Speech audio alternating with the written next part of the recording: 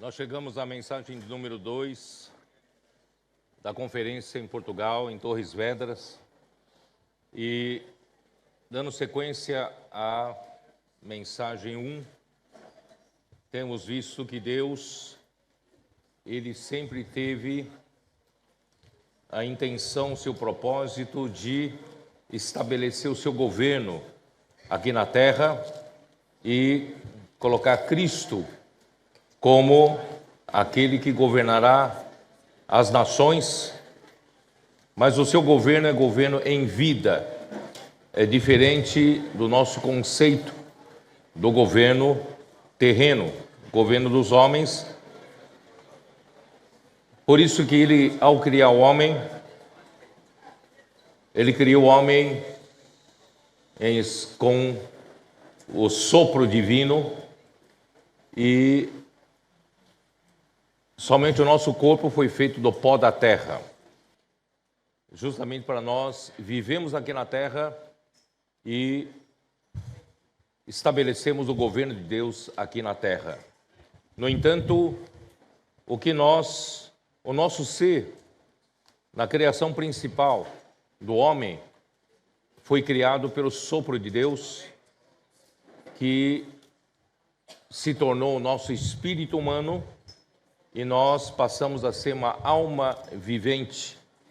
Tanto o nosso espírito como a nossa alma não são materiais, não são físicos, mas são espirituais, celestiais e da esfera da eternidade.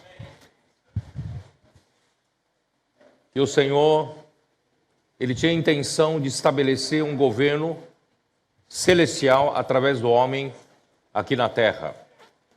Mas o inimigo de Deus, ele já havia introduzido o pecado na sua rebelião contra Deus e fez com que Eva escolhesse a árvore do conhecimento do bem e do mal para estabelecer um governo diferente do que Deus havia intencionado. Por isso, irmãos, no Jardim do Éden, nós temos no meio do jardim a árvore da vida e nós temos também a árvore do conhecimento do bem e do mal. Ali essas duas árvores representam dois sistemas de governo. Um é o governo de Deus pela vida e outro é o governo do homem pela capacidade do homem, pelo conhecimento do bem e do mal. E o homem é que toma as rédeas segundo a sua capacidade, e assim como Lúcifer, quando foi criado, era cheio de sabedoria, cheio de capacidade e formosura, e a árvore do conhecimento do bem e do mal representa exatamente isso. O homem escolheu o sistema do governo do próprio homem. E, infelizmente, Eva caiu na conversa, e apóstolo Paulo, ele fala em 2 Coríntios, capítulo 11, é conhecido esse versículo por todos nós, Vamos abrir a nossa Bíblia em 2 Coríntios 11, ali diz no versículo 3, mas receio que assim como a serpente enganou a Eva com a sua astúcia, assim também seja corrompida a vossa mente e se aparte da simplicidade e pureza devidas a Cristo.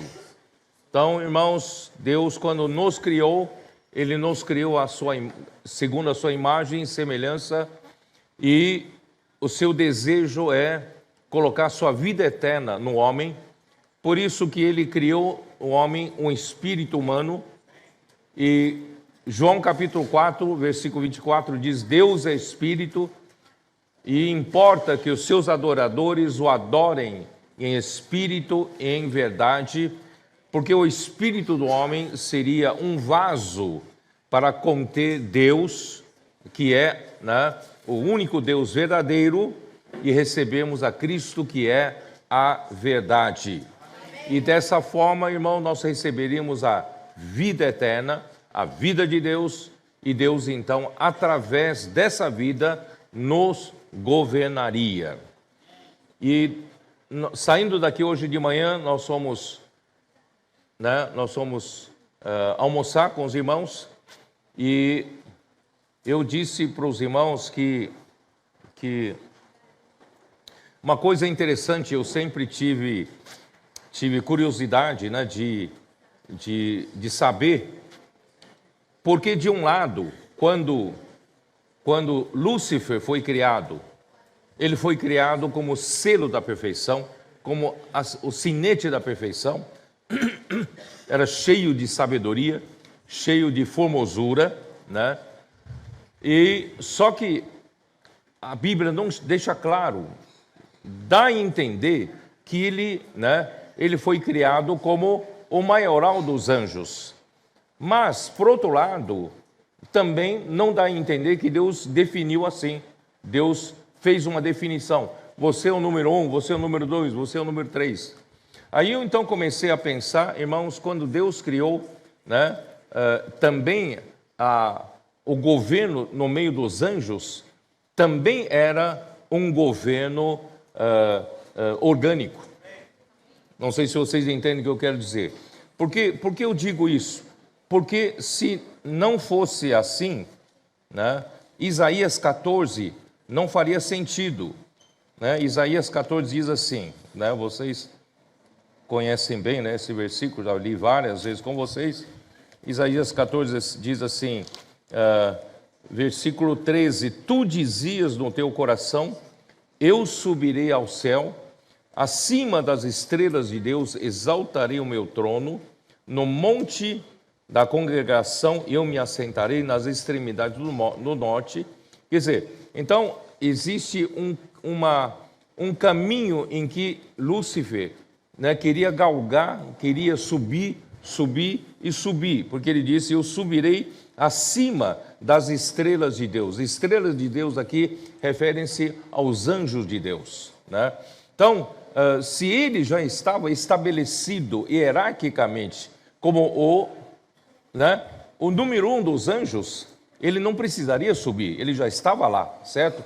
Então, aí fica um pensamento, ora, Deus o definiu assim ou não definiu assim, né? Então, aí na conversa com os cooperadores, né, me veio mais luz, e também Ezequiel 28,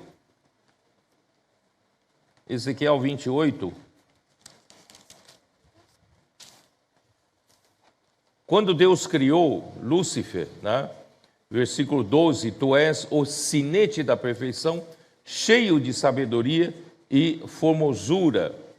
Estavas no Éden, jardim de Deus, e todas as pedras preciosas te cobrias. Quer dizer, ele foi criado como um príncipe, né? Com esses ornamentos das pedras preciosas, são próprios de um príncipe, né? Né, de ouro se te fizeram os engastes e os ornamentos, e no dia em que foste criado, foram eles preparados. Tu eras querubim da glória, ungido, e te estabeleci, permanecias no monte santo de Deus, no brilho das pedras andavas. Quer dizer, então, ele era o número 1 dos anjos ou não era? Parecia que ele era o número 1. Mas se ele era o número 1, por que ele precisava ainda negociar, fazer suas negociatas, né, fazer o comércio, né, e usar de violência que não o apoiasse para poder galgar a posição e subir? Para quê? Né?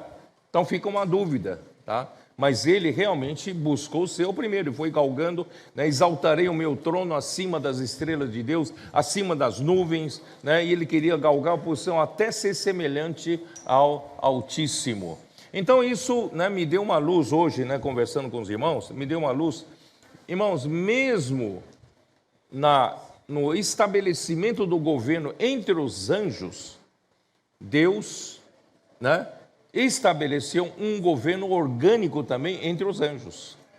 Embora os anjos não tivessem o espírito, como nós temos o espírito humano, para receber a vida de Deus e nos tornar verdadeiramente filhos nascidos de Deus, nós temos esse privilégio.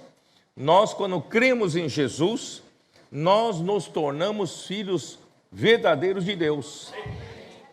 João capítulo 1, versículo 12, como diz? Adolescentes, cadê? João 1, 12.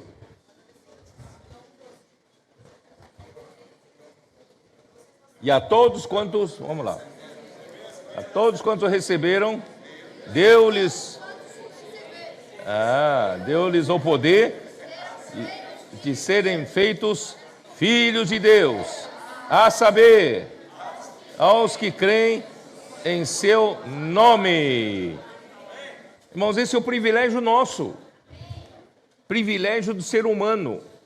Tá? Eu vou ler outra vez. Mas a todos quantos o receberam, deu-lhes o poder de serem feitos filhos de Deus, a saber, aos que creem no seu nome, os quais não nasceram do sangue, nem da vontade da carne, nem da vontade do homem, mas de Deus. Bom, nós verdadeiramente nós nos tornamos filhos de Deus, porque nós recebemos a vida de Deus por meio de Jesus Cristo. E os anjos eram, no Antigo Testamento, no texto bíblico, os anjos eram chamados de filhos de Deus. Só que eles são filhos de Deus, talvez não sejam filhos nascidos de Deus, mas eles foram, a origem deles foi Deus. Deus criou eles. Não sei se você já pensou nisso. Os anjos não nasceram do pai anjo com a mãe anjo e gerou filho anjo. Não tem um anjo pai, anjo mãe, nasceu filhinho anjo. Não. Os anjos foram criados por Deus. Diretamente, vocês perceberam ou não? Essa é a grande diferença, né? Então, Deus é a origem da criação deles, então eles são chamados filhos de Deus. E eles, então, Deus já estabeleceu entre eles um governo orgânico. Já não é mais do jeito que a gente pensava, como um governador, né? Como o maioral dos anjos, mas na verdade o governo entre, né, os anjos era uma coisa orgânica. Se Deus deseja estabelecer o seu governo orgânico aqui na terra por meio do homem e governar todo o universo, por que ele faria diferente com os anjos? Não é? Então ele criou os anjos, estabeleceu um governo, por isso que não tem esse negócio de você é número 1, número 2, tal. Mas, irmãos, existe uma ordem. Mas essa ordem também entre os anjos é de acordo com a função deles. Se ele funcionar de acordo com a responsabilidade que Deus encarregou, da mesma maneira que hoje, irmãos, Deus nos deu dons como membro do corpo de Cristo para funcionar. E de acordo com o nosso funcionamento, usando os dons que o Senhor nos deu, aí estabelece-se a ordem na igreja, no corpo de Cristo. Acho que está difícil vocês entenderem, né? Qual é a ordem entre nós? Qual é a ordem na igreja? Como é que se estabelece a ordem na igreja? Estabelece de acordo com a função. Não tem hierarquia. Não é esse aqui chefe do chefe, do chefe, do chefe, não. Não tem hierarquia. Mas tem membro do corpo de Cristo. Dons que funcionam no corpo de Cristo. Você é um membro, então tem dom. O Senhor te deu um dom. E você funciona de acordo com esse dom. E de acordo com o seu funcionamento no corpo, estabelece-se a ordem no corpo. Eu vou te falar de novo para vocês entenderem. O coração bombeia para que membro? A aorta. A aorta manda para outras artérias. Né? Não tem uma artéria principal aqui? Né?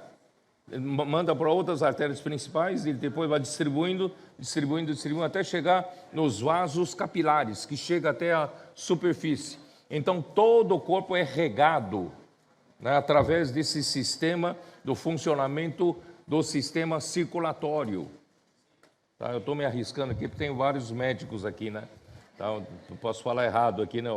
O Cauã já está olhando para mim meio torto assim, né? Então tem um sistema circulatório que distribui o sangue para todo o corpo. E então, de acordo com a função de cada membro, estou me referindo só no sistema circulatório, tem uma ordem, não tem? Então, de acordo com o funcionamento de cada um, essa ordem é estabelecida. Mas o dia em que você deixar de funcionar, certo? Acabou também essa ordem, né? Então, irmãos, se Lúcifer foi criado para uma determinada função dentro do quadro dos anjos, né? Eu estou tentando explicar para vocês o que veio à luz aí no almoço, né?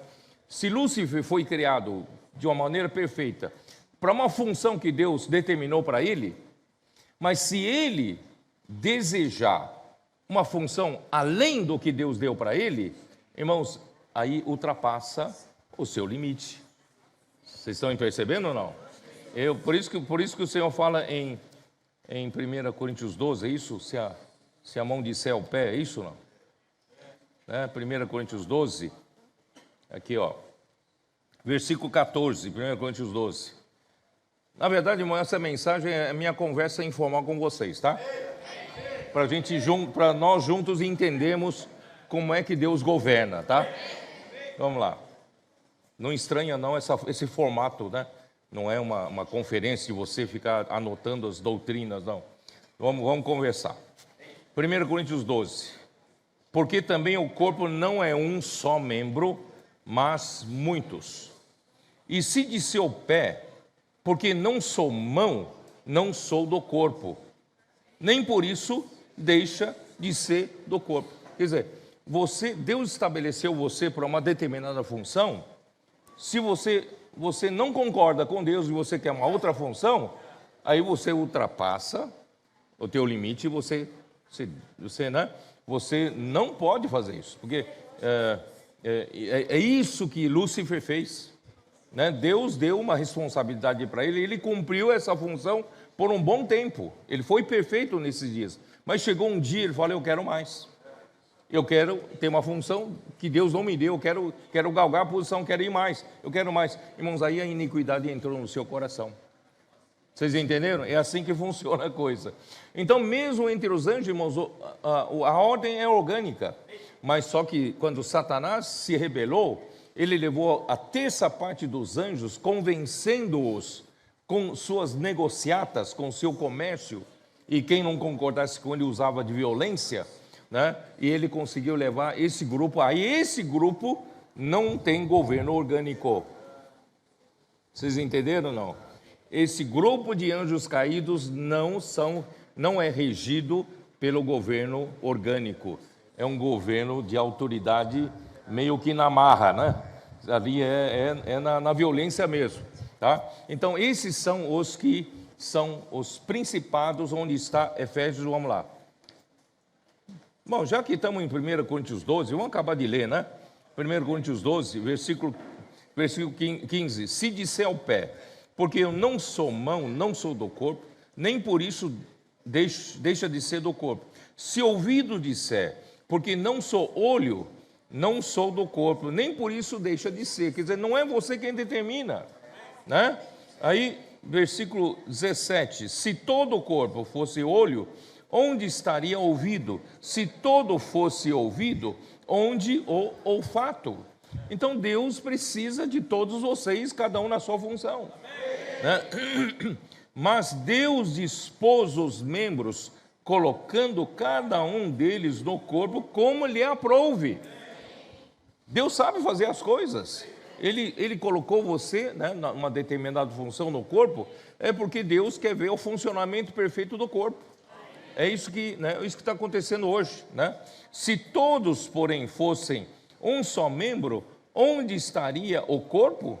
O certo é que há muitos membros, mas um só corpo. Não há disputa de membro no meu corpo, né? Todos funcionam para o fim comum, né, do corpo. Não podem os olhos dizer à mão, não precisamos de ti, nem ainda a cabeça aos pés, não preciso de vós.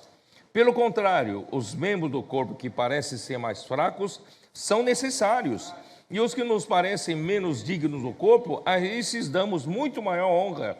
Também os que em nós não são decorosos, revestimos de especial honra. Mas os nossos membros não têm necessidade disso. Contudo, Deus coordenou o corpo, concedendo muito mais honra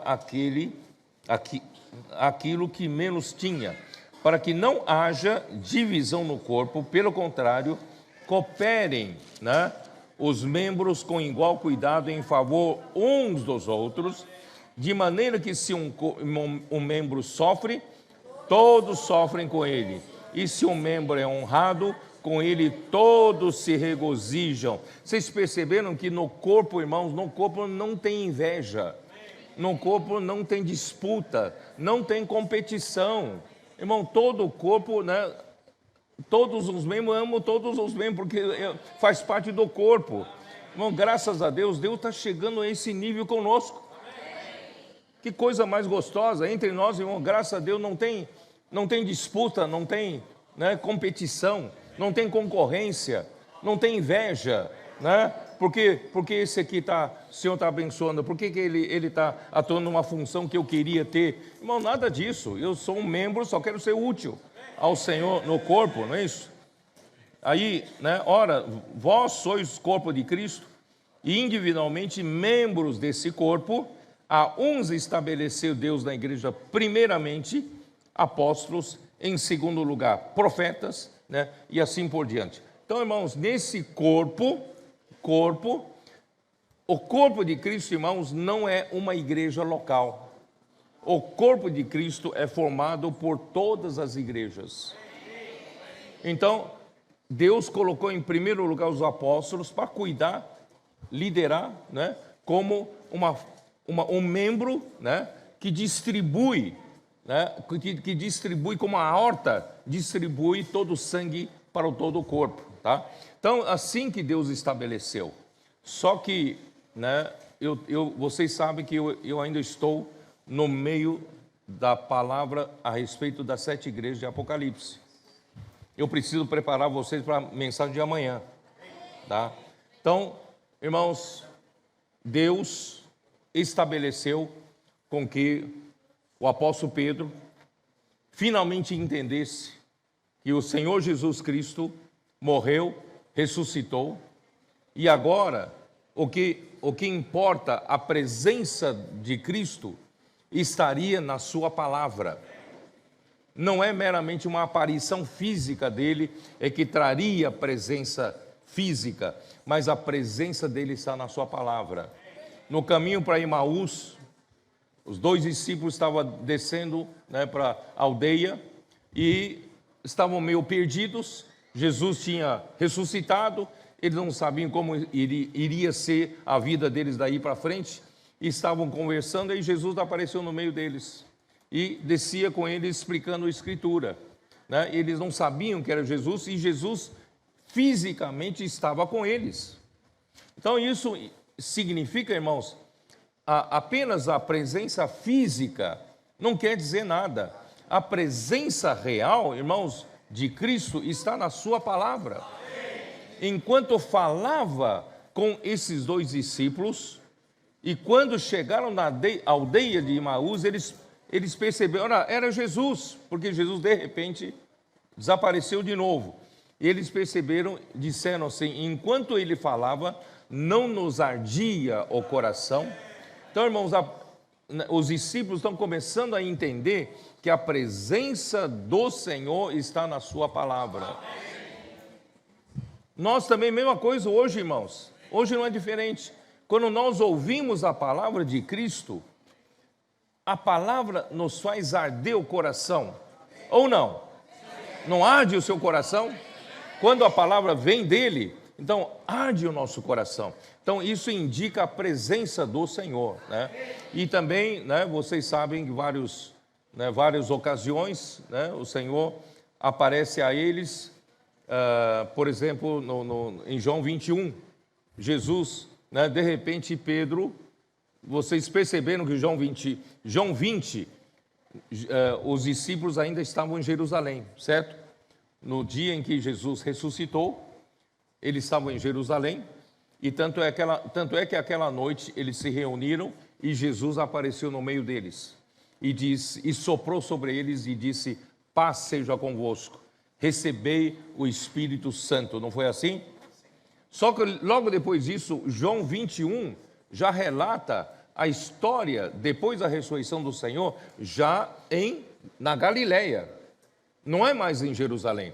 Então os discípulos já foram para a Galileia porque eles não tinham mais o que fazer em Jerusalém, né? E Jesus havia falado que iria aparecer a eles na Galileia. Eles desceram para a Galileia. Só que chegando em Galileia, Pedro falou: e agora?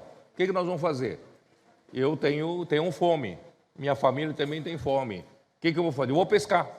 Aí os outros 6 que estavam com ele: nós também vamos com você. Aí foram pescar. Aí de repente pescaram a noite inteira, não pegaram nada, e Jesus aparece na praia. Jesus disse: vocês têm filhos, vocês têm alguma coisa de comer? Eles falaram: não, nós não temos. Então lança do lado direito do barco. Eles lançaram a rede do lado direito do barco e não conseguiam mais puxar de tantos peixes que estavam na rede. Irmãos, aí que João percebeu: opa, é Jesus. Aí, irmãos, o Pedro então cingiu com sua roupa e foi nadando até encontrar-se com Jesus. Irmãos, como é que João percebeu que era Jesus? É pela palavra. E que a palavra se cumpriu. Lança do lado direito, lançaram do lado direito e tinham peixes. Então, irmãos, e a palavra estava treinando, Jesus estava treinando os seus discípulos. A presença dele está na palavra. Mas não é qualquer palavra. Não é porque você é estudioso da Bíblia e você ensina a Bíblia e a palavra, irmãos, a presença do Senhor está lá. Não, tem que ser a palavra que o Senhor fala. Tá certo? Então, aí Jesus então encontra com Pedro, ali na Galileia, e pede para eles voltarem para Jerusalém e ali esperar a promessa que vinha do Pai. Por quê? Ele queria gerar a primeira igreja em Jerusalém.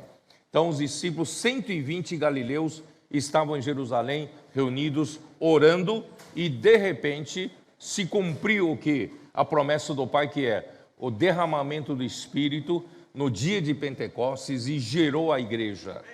A igreja foi gerada pelo derramamento do Espírito Santo. Ali eles foram batizados pelo Espírito Santo e a igreja foi gerada. A partir desse momento, nosso querido Senhor Jesus não mais apareceu fisicamente, mesmo em forma no corpo da ressurreição. Não apareceu mais. E então, a partir de então, essa presença do Senhor na palavra estaria na igreja por meio de quem?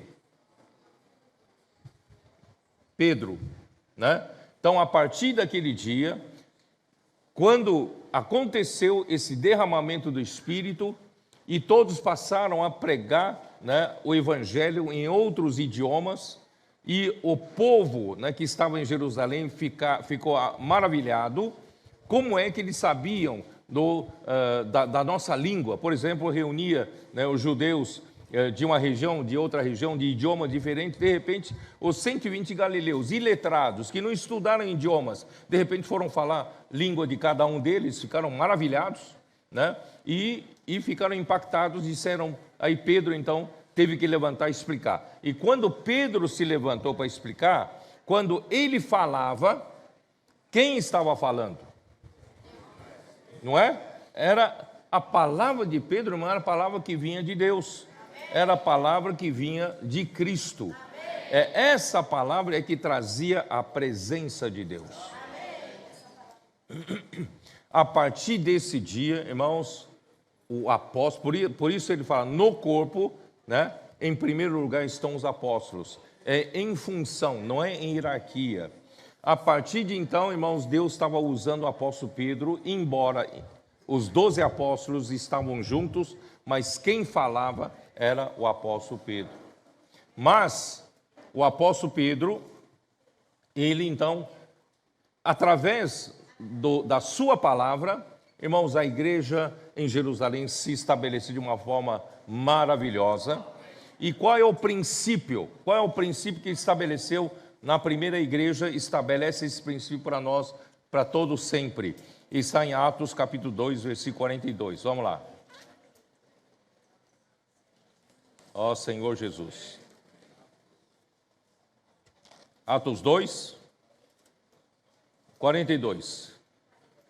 E perseveravam no ensinamento dos apóstolos e na comunhão e no partir do pão e nas orações. Percebem-se essa ordem. E perseveravam no ensinamento dos apóstolos. Pelo que nós vimos no registro de Atos dos Apóstolos, esse ensinamento dos apóstolos era que ensinamento? Era o que Pedro falava. O apóstolo Pedro trazia o ensinamento, nas palavras de hoje, irmãos, trazia a palavra profética. Então, Pedro trazia a palavra profética para a igreja, dava a direção para a igreja, né, e governava a igreja. A igreja, então, tinha direção por meio do ensinamento dos apóstolos. E que cabe à igreja fazer? A igreja recebe a palavra profética, a igreja, então, tem comunhão sobre a palavra que o apóstolo fala. E assim que praticava a primeira igreja, e assim eles tinham uma vida normal da igreja, que tinham, né, eles viviam, tinham uma vida da igreja normal no partir do pão e nas orações. E em cada alma havia temor, e muitos prodígios e sinais eram feitos por intermédio dos apóstolos. Todos os que creram estavam juntos e tinham tudo em comum. Vendiam as suas propriedades e bens, distribuindo o produto entre todos à medida que alguém tinha necessidade. Irmãos, graças ao Senhor, esse foi o modelo estabelecido na primeira igreja. E esse princípio vale para nós. Então, graças a Deus, irmão, nós temos a palavra profética, nós temos a comunhão na palavra profética, e isso traz a vida normal da igreja.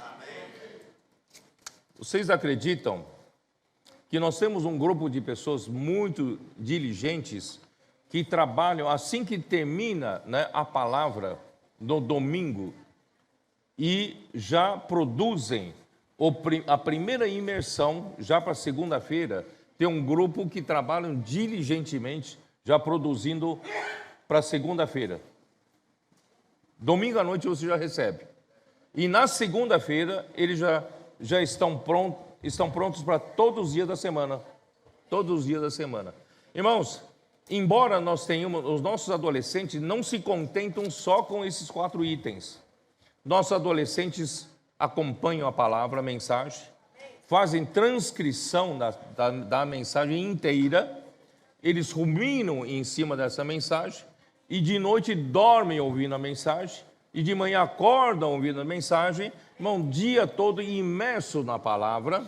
E isso aqui é apenas um lembrete, é um instrumento que nos facilita a, né, falar entre nós a todo tempo, e também para fazer uma comportagem, pregarmos o evangelho. Irmão, também nas famílias, nós podemos usar isso, né, para nós ruminarmos e inculcarmos a palavra do Senhor.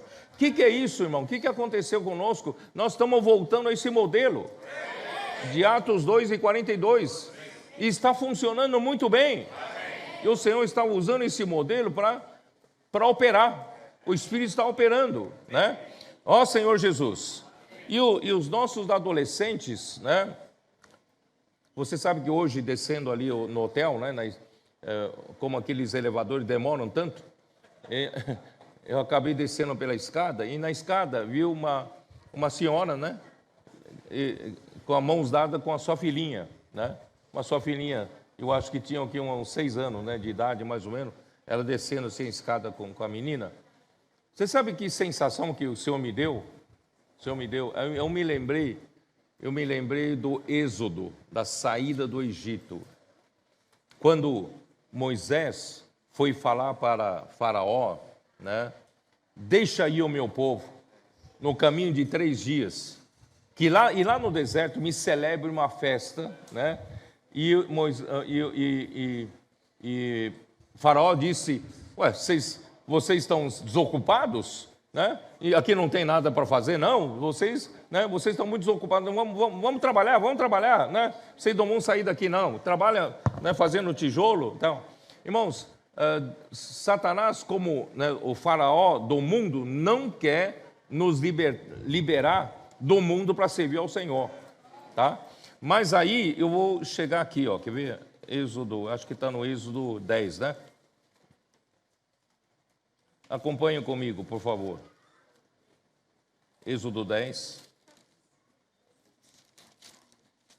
Senhor Jesus.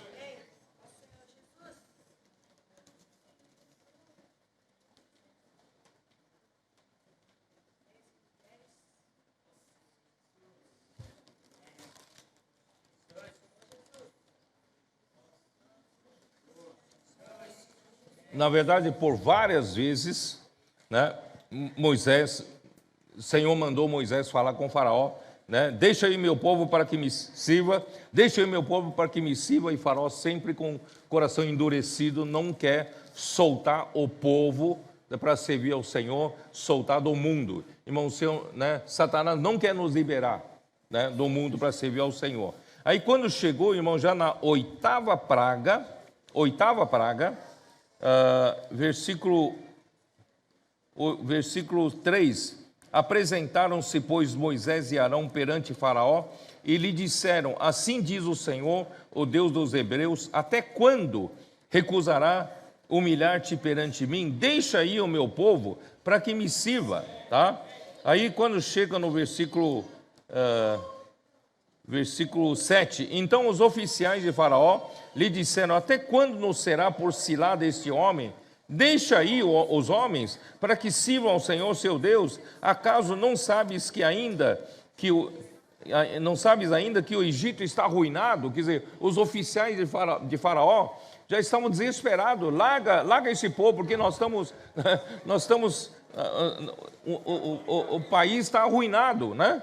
Aí versículo 8, então Moisés e Arão foram conduzidos à presença de Faraó, e esse lhes disse, ide servir ao Senhor, vosso Deus, porém, quais são os que hão de ir? Quem que vai? Né? Respondeu-lhe Moisés, havemos de ir com nossos jovens, com os nossos velhos, com os filhos, com as filhas, e com os nossos rebanhos, e com nossos gados, havemos de ir, porque temos de celebrar festa ao Senhor. Replicou-lhe Faraó, seja o Senhor convosco, caso eu vos deixe ir, e as crianças. Ele não queria soltar as crianças, mas agora concordou em soltar as crianças. Caso eu vos deixe ir, e as crianças, vede, pois, tendes conosco más intenções. Não há de ser assim. Ide somente vós, os homens, e servi ao Senhor. Pois isso é o que pedistes, e os expulsaram da presença de Faraó. Quer dizer, Faraó concordou em soltar só os homens. Irmãos, nós não concordamos. Só os homens serviam ao Senhor? Serviram ao Senhor? Não. Os homens, as mulheres, as crianças, os jovens, né? Os filhos, as filhas e os velhos. Irmãos, pela primeira vez na história da igreja, todos estão servindo. Todas as faixas etárias estão servindo ao Senhor. Porque eu olhei aquela menina de 8 anos, irmão, menina de 8 anos, nosso meio irmão já. Ritmo, né? 2024. Ativa. Sabe melhor do que eu não sei puxar ainda, né? Então, irmãos, nós todos, as nossas crianças já estão Já estão no ritmo, né? Nossos pré-adolescentes, agora fomos obrigados a criar Casa Kids. Casa Kids. Nós fomos obrigados a criar Casa de Adolescentes. Agora fomos obrigados a criar Casa de Capitães. E agora somos obrigados a criar Intendência do Exército. Quer dizer, desde criança, irmãos, até a maturidade, todos estão servindo ao Senhor. Você não está alegre, não? Ninguém ficou de fora. Tá? Vamos continuar aqui, ó. Né? Vamos continuar aqui, lá no versículo 24. Já na nona praga. Então Faraó chamou a Moisés e lhes disse: ide, servir ao Senhor, que eu não aguento mais. Vão embora. Mas fiquem somente os vossos rebanhos e o vosso gado, e as vossas crianças irão também convosco. Eu vou soltar as crianças, mas os vossos gados e rebanhos vão ficar, tá? Respondeu Moisés: também tu nos tens de dar em nossas mãos sacrifícios e holocaustos que ofereçamos ao Senhor nosso Deus. Quer dizer, nós temos que usar o que nós temos para sacrificar ao Senhor, para servir ao Senhor, não é isso? E também os nossos rebanhos irão conosco, nem uma unha ficará, porque deles havemos de tomar para servir ao Senhor nosso Deus, e não sabemos com que havemos de servir ao Senhor até que cheguemos lá.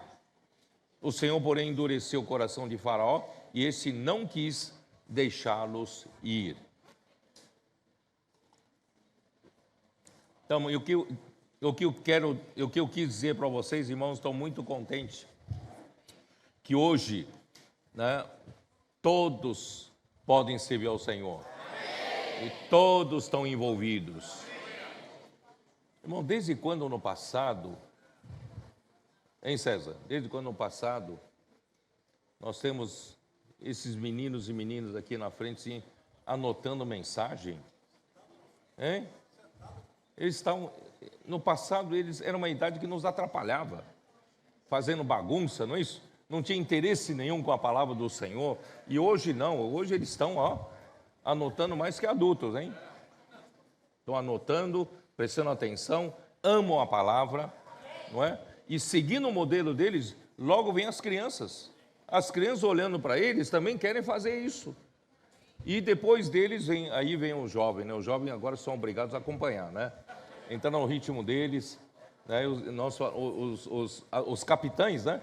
Eu falo sempre para os capitães, vocês não vão frear os adolescentes. Eles estão com o ritmo todo e se vocês não entrarem no ritmo deles, vocês vão frear. Então, irmãos, graças ao Senhor, nós temos aí todo o exército servindo ao Senhor. Hoje, irmãos, os intendentes estão servindo ao Senhor com muita alegria. Quem de cabeça branca que nem eu, assim, nós somos os intendentes. Podemos suprir tudo que falta, né, para esse exército seguir adiante. Então, né, você pode, juntamente com alguns capitães e com alguns adolescentes, formar um time, formar uma equipe, né? Vocês podem estar à disposição de toda a igreja, né? Vocês, eu não sei, aqui pratica grupo familiar, não? Tem grupo familiar? Quem tem grupo familiar em casa? Tem aí, ó. Às vezes o nosso grupo familiar, né? Aí, tem grupo familiar. E, irmãos, às vezes nosso grupo familiar precisa de uma injeção de adrenalina, né? Precisa de um pouco de vida. Então você telefona para o Billy. Cadê o Billy daqui? Cadê o Billy? É o Caio, né, Caio? Chama o Billy, chama o Caio. Caio, me manda aí uma equipe. Vem aí, essa equipe vem no carro de um intendente, 1 ou 2 capitães, 2 ou 3 adolescentes, e vem para minha casa para a reunião, né, do grupo familiar. E o meu grupo familiar, né, já estava entrando na forma tradicional, convencional, e já estava virando mais um encontro social do que, né? Então, graças ao Senhor por essa injeção de ânimo, essa injeção, irmão, da força jovem. Então, né? E não só isso, essa equipe vem 1 hora antes, ou meia hora antes, ou 40 minutos antes, para fazer o quê? O que faz a mim? O que eles fazem? Eles podem me ajudar a fazer visitar ali na vizinhança e trazer outros adolescentes, trazer os seus pais, não é isso? E de repente, irmão, em todas as reuniões do Grupo Família que tem a participação dessas equipes, irmão, nós temos pessoas novas, né? Eles nos ajudam o quê? Fazer imersão na palavra, grito de guerra. E desculpa, eu não sei fazer grito de guerra, tá? Esses adolescentes fazem muito melhor do que eu, né? Então, irmãos, eles nos ajudam e faz a reunião subir para o céu, para outro nível. Irmão, tenha certeza que dessa maneira a igreja vai se multiplicar muito rapidamente. Às vezes não é um grupo familiar. Tem uma igreja ainda nascendo, pequena, né? Então vocês podem nos ajudar nessa igreja, né? Quem é com Caio também, não? Nesse sentido? Não, aí é com você, né, Maurício? Maurício, né? Nós estamos precisando de ajuda. Manda aí, 3 equipes aí, né? 3 carros, vem para cá. Cita um país. Qual é o país? Suíça, né? Luxemburgo. Vem aqui nos ajudar em Luxemburgo. Mandam 3 equipes. Aí eles vão com os comportores, vão com os jovens, né? Irmãos, é assim, a Europa vai crescer dessa forma. Não vão ficar tão estáticos, não, tão estáticos. Vamos usar essa força jovem, vamos usar a força de intendentes, né? Certamente, se você é um intendente, eu acredito, né? Se você é um intendente, tem um carro, né? Não tem um carro? Bom, quem não tiver, né? Compra, né? Você tem um carro, aí você pode levar 1, 2 capitães, pode levar 2 ou 3 adolescentes, né? E lá no Brasil eu brinco com eles, vocês podem, né? De vez em quando dar um lanche para eles também, né? Tem cabeça branca, geralmente tem condições de pagar um lanchezinho, né? Ainda que sejam um pão com mortadela, não sei, mas aqui não é bem mortadela, né? Hein? Um pão com fiambre, não é isso? E nós, pelo menos isso. E, irmãos, isso é a maior alegria. Essa é a vida da igreja maravilhosa que o Senhor nos deu. Com todos envolvidos, Aí, irmãos, aí é Atos 2, né? Atos 2, 42, 43, 44, e nós já chegamos em 45, né? E, Senhor Jesus.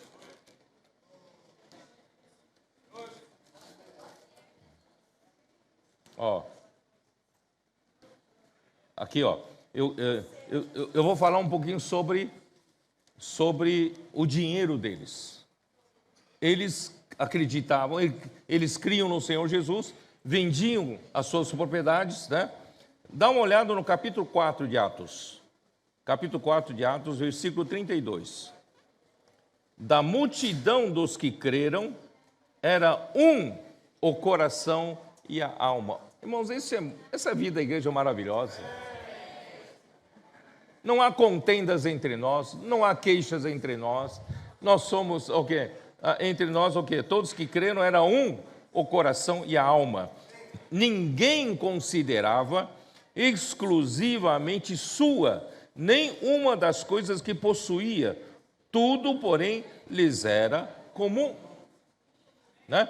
Com grande poder, os apóstolos davam testemunho da ressurreição do Senhor Jesus, e em todos eles havia abundante graça, pois nenhum necessitado havia entre eles, porquanto os que possuíam terras ou casas, vendendo-as, traziam os valores correspondentes e depositavam aos pés dos apóstolos, então se distribuía a qualquer à medida que alguém tinha necessidade. Bom, que coisa maravilhosa, né? Só que, irmãos, eu quero extrair um princípio aqui. Posso extrair um princípio aqui?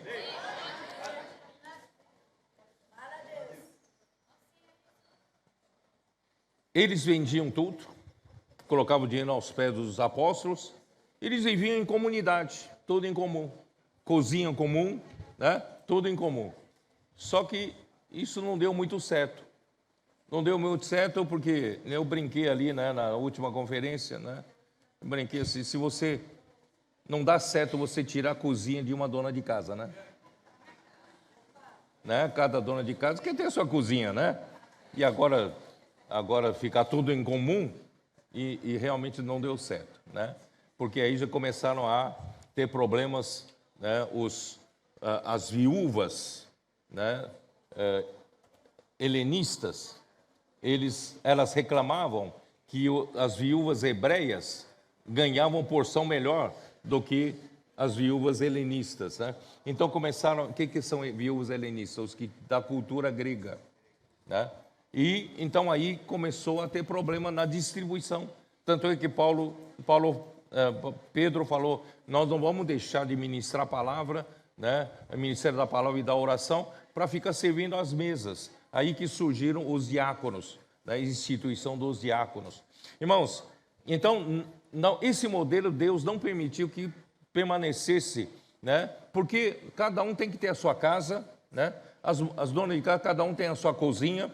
Também isso prevalece famílias, né? E famílias é que ganha outras famílias, certo? Então esse modelo de cozinha comum não deu certo e nós hoje permanecemos. Só que o princípio do dinheiro, irmãos, todo o nosso dinheiro, irmãos, na verdade, além do que nós precisamos no dia a dia, é para a obra do Senhor. Você tem essa visão, não? Não é? Tudo que eu ganho, irmãos, como eu sou membro do corpo de Cristo, é para avanço do Evangelho. É para levar esse Evangelho do Reino para toda a terra habitada. É para isso que eu sirvo, né? Então, meu dinheiro e o seu dinheiro têm o mesmo destino.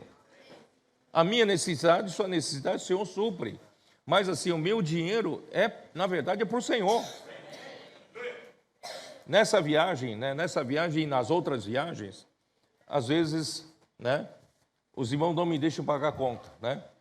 Os irmãos não me deixam pagar a conta. Eu sempre quero pagar a conta, né? E aí, né? Uma das vezes que eu quis pagar a conta, só que César foi mais rápido.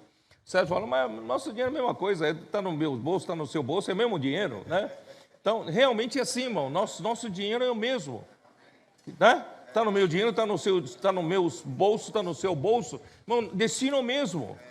Nós somos todos para o Senhor. Amém. Nosso dinheiro é para a obra do Senhor. Amém. Tá? Então, esse princípio continua. Então, eu quero dizer para vocês, aproveitar para dizer para vocês, irmãos, vamos ser fiéis nas ofertas. Vamos ser fiéis, né? Aqui na Europa, irmãos, também, eu não sei, Grimaldi, em Alexandre, nós temos estabelecido o Ministério das Riquezas Materiais, o Ministro das Riquezas Materiais, que hoje nós estamos chamando de investidores do reino, né? Investidores do reino, ali, ó. Aqui tem investidor do reino ou não? Tem? Tem? Tem pouco? Então, a partir dessa conferência, vai começar a ter muito, né?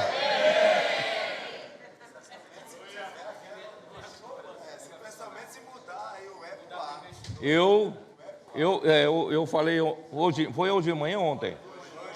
Foi hoje de manhã, eu falei, eu puxei a orelha deles, né? Eu falei, às vezes os homens são muito lentos. Eu vou trabalhar com as mulheres. As mulheres são mais sensíveis, são mais rápidas em reagir. Eu falei, vocês são muito lentos, né? Então, irmãos, graças ao Senhor, em cada região de obra no Brasil, cada região de obra, nós estamos trabalhando muito forte em investidores do reino. Que são investidores do reino? Além das ofertas que normalmente a gente faz, certo? Então, existe um grupo de pessoas que tem um encargo para que a obra avance. A obra avance.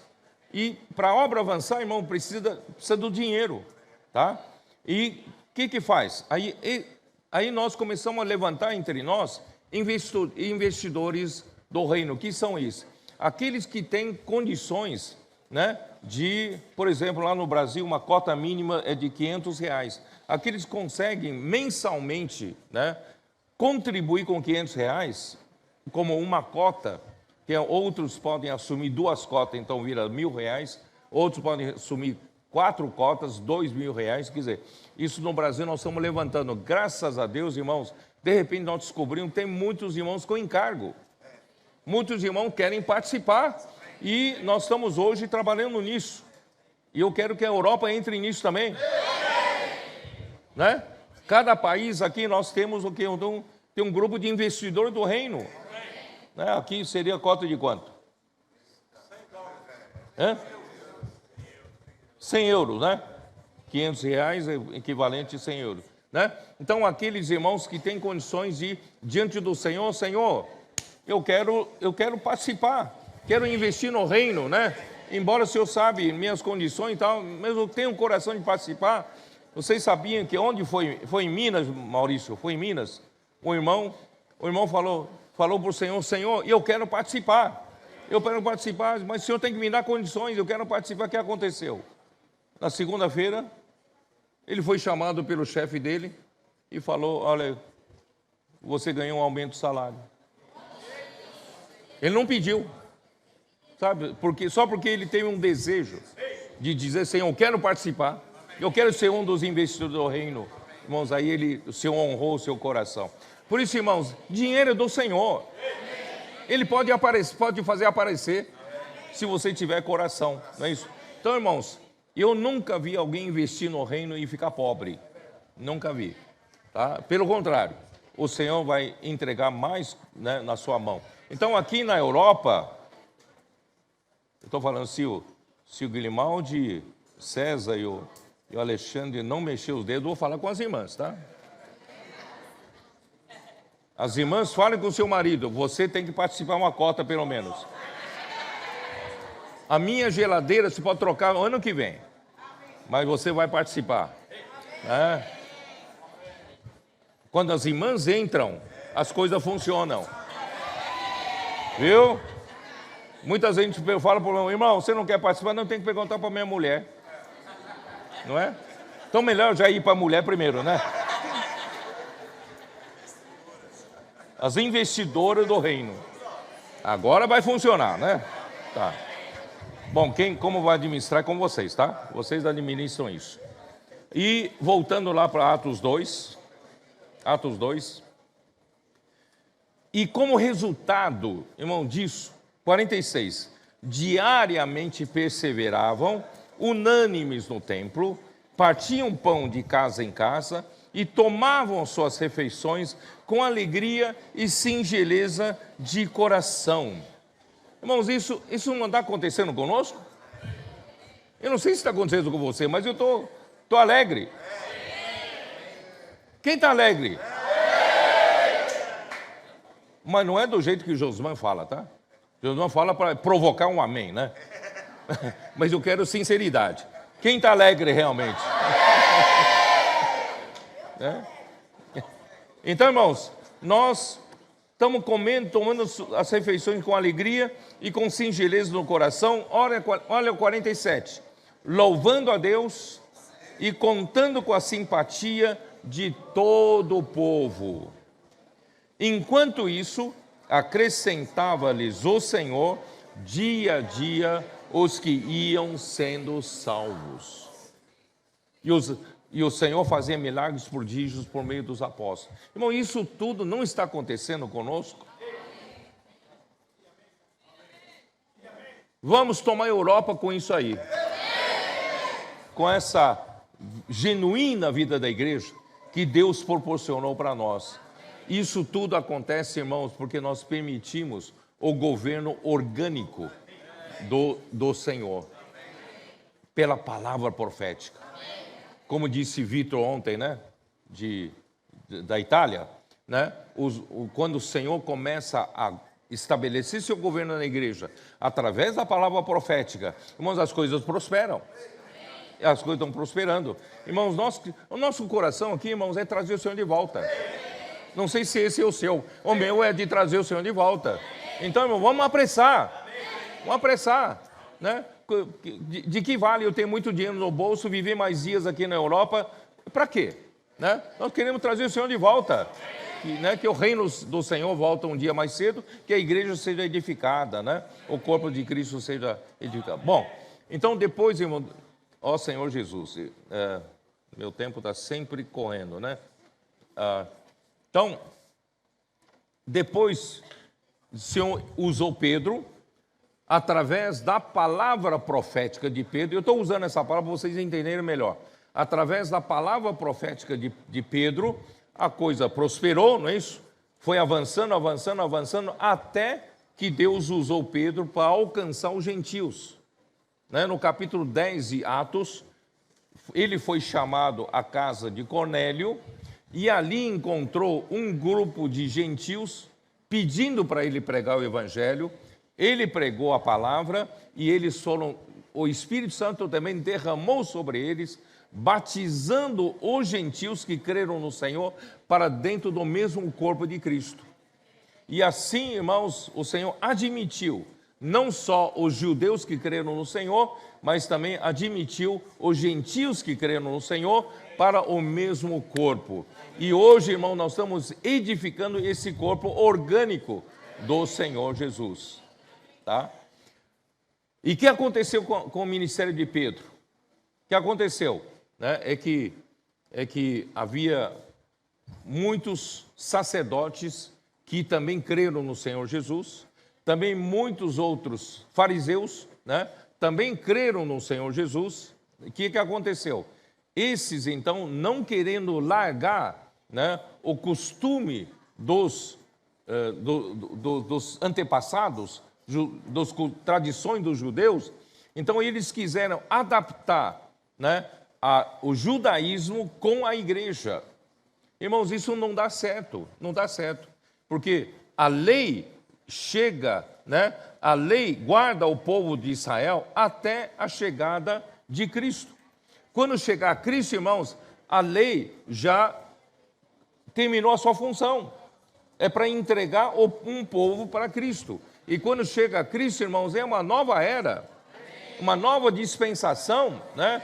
Então aí, irmãos, só que eles não queriam largar seus hábitos velhos, né? As suas tradições. Então começaram, irmãos, a estabelecer, né, essa simbiose, né? Essa coisa estranha entre a igreja e o judaísmo. E eles elegeram por um líder, um presbítero de Jerusalém, que era o Tiago. Não era um homem mau, era um homem piedoso, um homem bom, só que não tinha essa clareza de que Deus mudou a dispensação da lei para Cristo. E se fortaleceu, né, a ala dos que lutavam pela... Né, que os gentios tinham que crer em Jesus e ainda tinham que ser circuncidados e também tinham que praticar, guardar a lei de Moisés. E dessa forma, irmãos, houve um conflito com o apóstolo Paulo, né? Quando Paulo foi chamado pelo Senhor. E dessa maneira, irmãos, o apóstolo Pedro não teve mais espaço ali em Jerusalém, na Judéia, para continuar ministrando a sua palavra. E, infelizmente, parou por ali.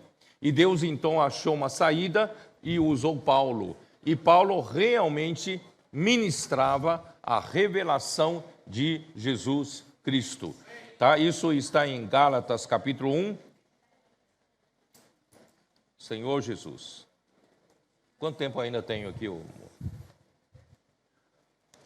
Até que horas? 8 horas? Até 8? Senhor Jesus.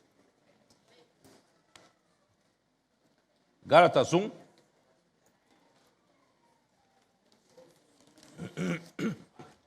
Versículo 11. Faço-vos, porém, saber, irmãos, que o evangelho por mim anunciado não é segundo o homem, porque eu não o recebi, nem o aprendi de homem algum, mas mediante revelação de Jesus Cristo. Então, a palavra profética, irmãos, não vem de homem algum. a palavra profética vem da revelação de Jesus Cristo. Tá? Aí, o que acontece? Os judaizantes não só perturbaram Pedro, e foram perturbar Paulo. Tá? E o que aconteceu? Aqui no versículo 6 ainda, Gálatas 1, admira-me que estejais passando tão depressa daquele que vos chamou da graça de Cristo para outro evangelho, o qual não é outro, senão que há alguns que vos perturbam e querem perverter o evangelho de Cristo.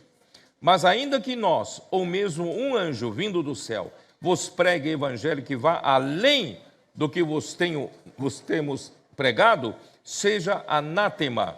Assim como já dissemos, e agora repito, se alguém vos prega evangelho que vai além daquele que recebestes, seja anátema. Quer dizer, além do que Paulo pregava, indo além da palavra profética. Então, os judaizantes pregavam o outro evangelho, diferentemente do que o canal autorizado por Deus para falar, tá? E aí, aí que Paulo falou isso. Aí quando chega, dá uma olhada quando chega no capítulo 4 de Gálatas, tá? Versículo 16, esses judaizantes contaminaram os crentes na Galácia. Versículo 16, tornei-me porventura vosso inimigo por vos dizer a verdade? Eu venho pregando palavra para vocês, é a palavra profética, é a verdade, mas de repente, pelo envenenamento dos judaizantes, eu me tornei inimigo de vocês. Versículo 17, os que vos obsequiam não o fazem sinceramente, mas querem afastar-vos de mim, para que o vosso zelo seja em favor deles. Quer dizer, então eles estavam distraindo o povo, de Deus para perder a simplicidade e singeleza para com a palavra profética. E dessa forma, irmãos, entra a degradação. Aí começa a entrar a degradação. Por isso que Paulo, irmão, preocupado com isso, lá em Atos 20, dá uma olhada em Atos 20, que ele fala: ó Senhor Jesus, Atos 20, versículo 29, e eu sei que depois da minha partida, entre vós penetrarão lobos vorazes, que não pouparão o rebanho, e que dentre vós mesmos se levantarão homens, falando coisas pervertidas, para arrastar os discípulos atrás deles. Aí, irmãos, surgiu essa disputa de quem realmente falava a palavra de Deus. E, irmãos, isso é terrível, quando não tem mais a palavra profética, não tem amor pela palavra profética, não aprecia mais a palavra profética, irmãos, também entra a degradação. Aí eu vou já direto por final, que é 2 Timóteo, vamos para 2 Timóteo, ano 67, ano em que Paulo morreu, foi martirizado. Irmãos, a situação estava caótica, por não honrarem mais a palavra profética. Satanás trabalhou durante séculos e séculos, irmão, para distrair o povo de Deus para com a palavra pura que vinha através do canal certo. Aí entrou a degradação, tá? Então, em 2 Timóteo, capítulo 1, versículo 15, está ciente de que todos os da Ásia me abandonaram, dentre eles cito Figelo e Hermógenes, Irmãos, todos da Ásia abandonaram Paulo. Isso quer dizer o quê? A Ásia não se importava mais com a palavra profética. A Ásia não amava mais a palavra. Irmão, a degradação entra, tá? E no capítulo 2, versículo 14, recomenda estas coisas, dá testemunho solene a todos perante Deus, para que evitem contendas de palavras, que para nada aproveitam, exceto para a subversão dos ouvintes. Né? Procura apresentar-te a Deus aprovado como obreiro que não tem de que se envergonhar, que maneja bem a palavra da verdade. Timóteo, você tem que manejar bem a palavra da verdade.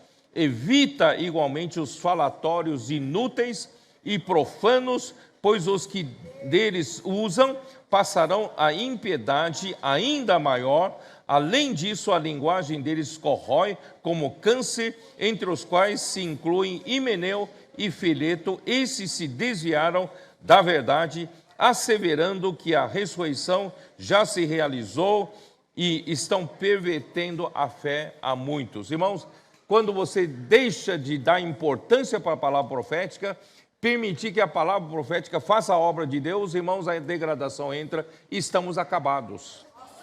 Estamos acabados. Por isso, irmão, não vamos permitir que aconteça isso conosco. Agora que o Senhor restaurou o amor pela palavra, irmão, vamos perseverar nisso. Essa palavra vai fazer a obra do Senhor até a volta do Senhor. Eu vou terminar para honrar o título que eu dei, a 1 João capítulo 1. João, então, irmão, já no final do primeiro século, ano 90, tá? Ele tenta restaurar isso, o amor pela palavra. O amor pela palavra, né? Que ele disse no versículo 1, o que era desde o princípio, o que temos ouvido, o que temos visto com nossos próprios olhos, o que contemplamos e as nossas mãos apalparam, é com respeito à palavra da vida, ao verbo da vida. Quem é a palavra da vida? Versículo 2, e a vida se manifestou, e nós a temos visto, e dela damos testemunho, e vô-la anunciamos, a vida eterna, a qual estava com o Pai, e nos foi manifestada. Então não é palavra de doutrina, palavra dos judaizantes, palavra dos que sofreram cultura grega, pregações bonitas, não, é a palavra da vida, só tem uma. E essa palavra da vida, irmãos, é Cristo. Essa palavra da vida é a própria vida eterna. Própria vida eterna. E Deus usou João no final do primeiro século para ser esse canal de anunciar a palavra da vida, né? A qual vos anunciamos, tá? E versículo 3, o que temos visto e ouvido, anunciamos também a vós outros. Então, João, como o canal de Deus, escolhido de Deus, no final do século I, o que ele viu, o que ele ouviu, ele anunciou o quê? Anunciou a palavra da vida. A palavra da vida, que é a própria vida eterna. Quando ele anuncia, eu vou usar a palavra que você entende, ele anuncia, ele fala a palavra profética. Quando ele fala a palavra profética, se essa palavra vem de Deus, vai provocar um resultado. Qual é o resultado? A palavra foi falada, foi anunciada, e a igreja recebeu, qual foi o resultado? A comunhão, né? Para que vós igualmente mantenhais comunhão conosco, com os apóstolos, com João. João anuncia a palavra profética, essa palavra é a palavra da vida, é a palavra da vida eterna, e a igreja recebe, a igreja quando recebe, mantém comunhão com o apóstolo. Porque essa vida é orgânica, essa vida estabelece uma ligação, é a comunhão. Só que essa comunhão com o apóstolo, irmão, não é com a pessoa de apóstolo. Isso que vocês não podem entender errado. Não é agora o apóstolo tem a igreja na mão, não é nesse sentido. A igreja está, a palavra anunciada estabelece a comunhão com o apóstolo, é com a palavra anunciada por ele. Porque essa palavra é a própria vida eterna. Essa palavra é Jesus Cristo. E essa palavra produz comunhão com os apóstolos, mas ele diz, a nossa comunhão é com o Pai e com o seu Filho, Jesus Cristo. né? Então, irmãos, a palavra estabelece a comunhão. A palavra dos apóstolos é que gera a comunhão de vida. Em outras palavras, tudo que nós falamos até agora, gera, irmãos, essa circulação de vida.